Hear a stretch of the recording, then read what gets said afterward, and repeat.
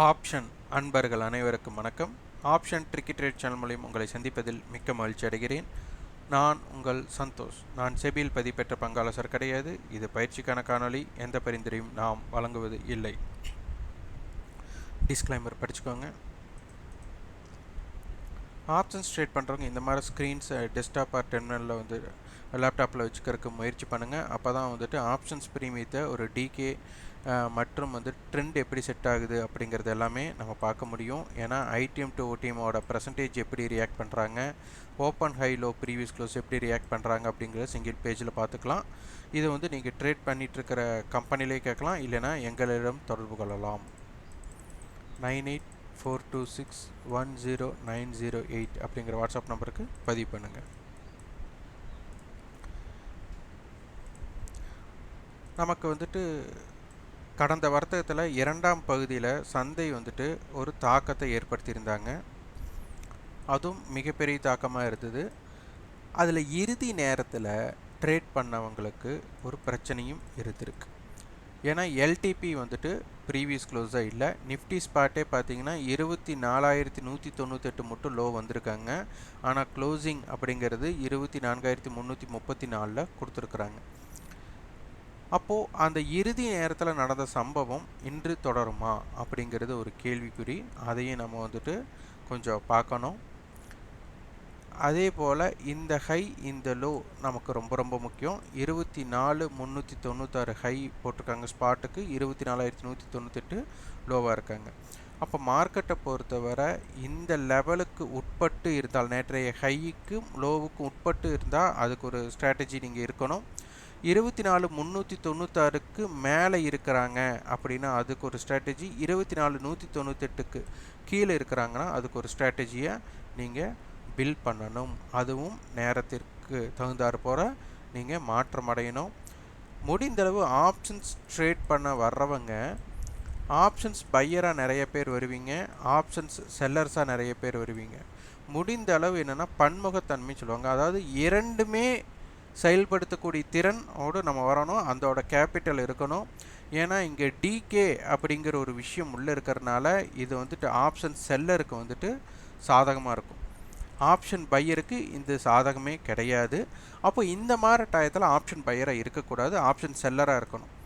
அப்போது அந்த நிலைமைக்கு சூழ்நிலைக்கு தகுந்த மாதிரி நீங்கள் மாற்றம் அடையக்கூடிய தன்மை இருந்தால் மட்டும்தான் ஒரு ரீசனபிள் ப்ராஃபிட்டை நீங்கள் லாங் ரன் நீங்கள் வந்து ஆப்ஷன்ஸ் ட்ரேடராக வர்த்தகம் செய்ய முடியும். அதனால் முக்கியமாக உங்களுடைய மைண்ட் செட்டை கரெக்ட் பண்ணிக்கோங்க. அதே போல் மார்க்கெட்டில் நீங்கள் ட்ரேட் பண்ணணும் அப்படின்னா நிதானம், டிசிப்ளின் அப்படிங்கிறது கண்டிப்பாக வேணும். தினம் நான் ட்ரேட் பண்ணணும், தினம் எனக்கு 1000 வேணும் 2000 வேணும் அப்படிங்கிறதுக்கு பதிலாக உங்களுடைய ஸ்ட்ராட்டஜி அமையும் போது அதை ஒரு கான்ஃபிடெண்ட்டாக, அதாவது ஓவர் கான்ஃபிடென்ட் இருக்கலாம், ஆனால் ஓவர் கான்ஃபிடென்ட் இருக்கக்கூடாது. இது என்னென்னா ஒரு நூல் இலையில் இது ஒரு மாற்றம் ஏற்படும்.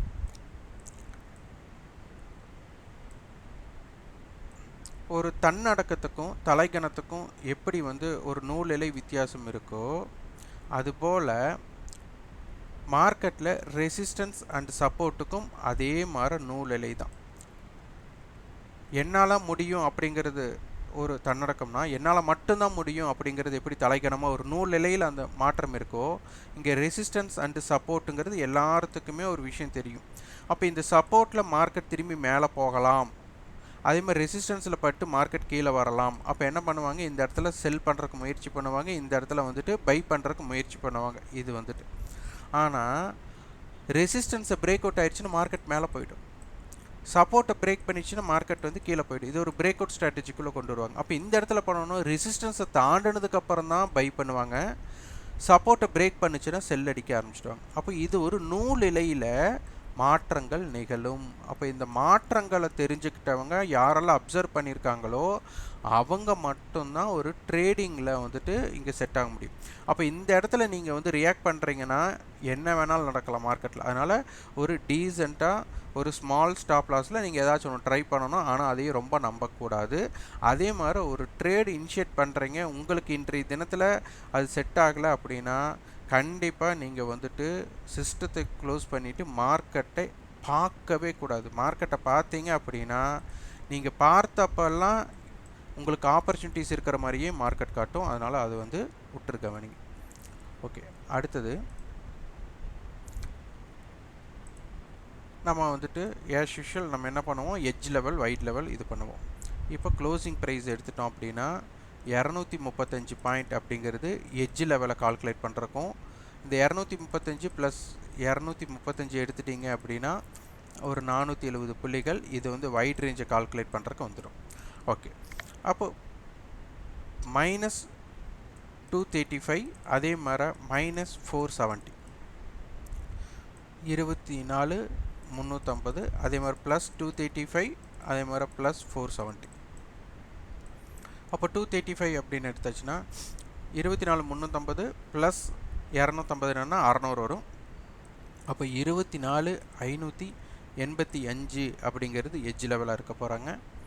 அதே மாதிரி வைட் லெவல் 470 500 பாயிண்ட்டுன்னு எடுத்துட்டா 24850. இந்த பக்கம் 24350 மைனஸ் 235 நீங்கள் ஒரு 250 பாயிண்ட் அப்படின்னு எடுத்துட்டா 24100. அப்போ 24115. இங்கே 470 பாயிண்ட் 500ன்னு எடுத்துட்டா 23850. அப்போ இதெல்லாம் இந்த லெவல்ஸாக இருக்க போகிறாங்க. இந்த இடத்துல இருக்கக்கூடிய ஸ்ட்ரைக்ஸ் நமக்கு ரொம்ப ரொம்ப முக்கியம். இதை வந்துட்டு கவனிக்கணும். இந்த ரெண்டு பேர்த்தோட ஹையுமே 300 ரூபாய்க்கு கீழே இருக்கிறதுனால 24650 அதே மாதிரி 24050 இதற்குள்ள. அப்போ இவங்க ரெண்டு பேர்த்தில் யார் ஒருவர் நமக்கு இந்த ஹை எஸ்டர்டே ஹை வந்துட்டு மேலே சஸ்டெயின் ஆகிறாங்களோ அவங்க சைடு வந்து ட்ரெண்ட் கண்டினியூ பண்ண வேண்டிய கட்டாயம் ஏற்படும். ஆனால் அதற்கு மேலே அவங்க சஸ்டெயின் பண்ணணும். இது ரொம்ப ரொம்ப முக்கியம். அதே மாதிரி டிகே அப்படிங்கிறது இந்த 235க்கு கீழே மீட்டிங் பாயிண்ட் நடந்துட்டு இருந்தது அப்படின்னா டிகே, 235க்கு மேலே மீட்டிங் பாயிண்ட் நடக்குது அப்படின்னா அது அப்ரிசியேஷன் மோட். அப்போ இந்த ரெண்டு சூழ்நிலைக்கு தகுந்த மாதிரியும் மார்க்கெட் மாறுபடும். இப்போ இது பாருங்க, இது 24350 கால் புட். இந்த ரெண்டுக்குமே நம்ம இந்த 235ங்கிற காமன் கோடு போட்டாச்சு. அடுத்து 275 180 இது ரெண்டுமே நீங்கள் மென்ஷன் பண்ணி கால் புட்டுக்கு யாருக்கு 24350 கால் புட்டுக்கு போட்டுருங்க. இப்போது நம்ம எட்ஜ் ரேஞ்ச் என்ன 235னா 24600 வரும். அப்போ 24600 அப்படிங்கிற இடத்துக்கு போயிட்டு நீங்கள் ஒன்றும் இல்லை, இதை மட்டும்தான் மென்ஷன் பண்ணி பார்க்கணும். 113 364 இங்கே 235 அவ்வளோதான்.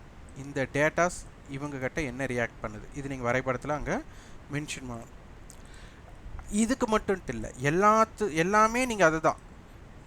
இப்போ 24400 எடுத்துட்டோமா, இங்கே பார்த்தீங்கன்னா 209 252 235 இது வந்து உங்களுடைய கிராஃபில் இருக்கணும். அப்போ 24450 அப்போ என்ன இருக்கணும் 180 230 35 276 இந்த டேட்டாஸ் போட்டுருங்க. ரெண்டுமே கால் புட்டுக்கு ரெண்டுக்குமே போட்டுருங்க. இப்போ 24300 எடுக்கிறோம். 24300க்கு நமக்கு 217 235 263. அதே மாதிரி 24 250க்கு 202 235 288 இந்த ஜோனை நீங்கள் போட்டுருங்க. ரெண்டுமே கால் புட்டுக்கு ரெண்டுக்குமே மென்ஷன் பண்ணிவிடுங்க. இந்த இடத்துல அவங்க என்ன மாதிரி ரியாக்ட் பண்ணுறாங்க அப்படிங்கிறத பார்த்துக்கோங்க. இது ரொம்ப ரொம்ப முக்கியம். அடுத்தது பார்த்திங்கன்னா ஃபியூச்சர்ஸ், அதாவது மே கான்ட்ராக்டோட ஃபியூச்சர்ஸுக்கு பேஸ் லெவல்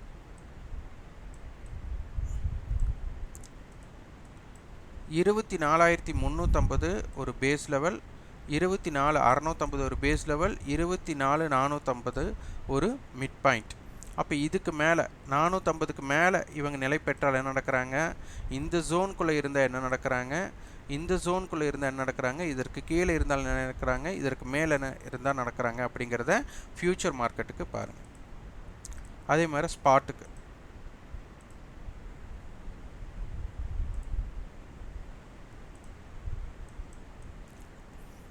ஸ்பாட்டுக்கு வந்துட்டு மிட்டாக நம்ம பார்த்துட்டு இருக்கிறது 24350 மிட்டாக பார்த்துக்கோங்க. 24430 ஒரு ஸ்பாட்டுக்கு ஒரு இம்பேக்டட் பிளேஸ், 24275 ஒரு பேஸ்டு. இந்த லெவல்ஸ்குள்ளே எப்படியெல்லாம் ரியாக்ட் பண்ணுறாங்க அப்படிங்கிறதையும் ஸ்பாட்டுக்கு பாருங்கள். இது எவ்வளோ தூரம் என்ன மாதிரியெல்லாம் தாக்கங்கள் நீங்கள் பார்த்தீங்க அப்படிங்கிறத ஃபீட்பேக்கை கமெண்ட் பாக்ஸில் பதிவு பண்ணுங்கள். இந்த காணொளி உங்களுக்கு பயனுள்ளதாக இருந்தால் லைக் பண்ணுங்கள், ஷேர் பண்ணுங்கள், சப்ஸ்கிரைப் பண்ணுங்கள். கண்டிப்பாக உங்கள் ஃபீட்பேக்கை கமெண்ட் பாக்ஸில் பதிவு பண்ணுங்கள். நன்றி, வணக்கம்.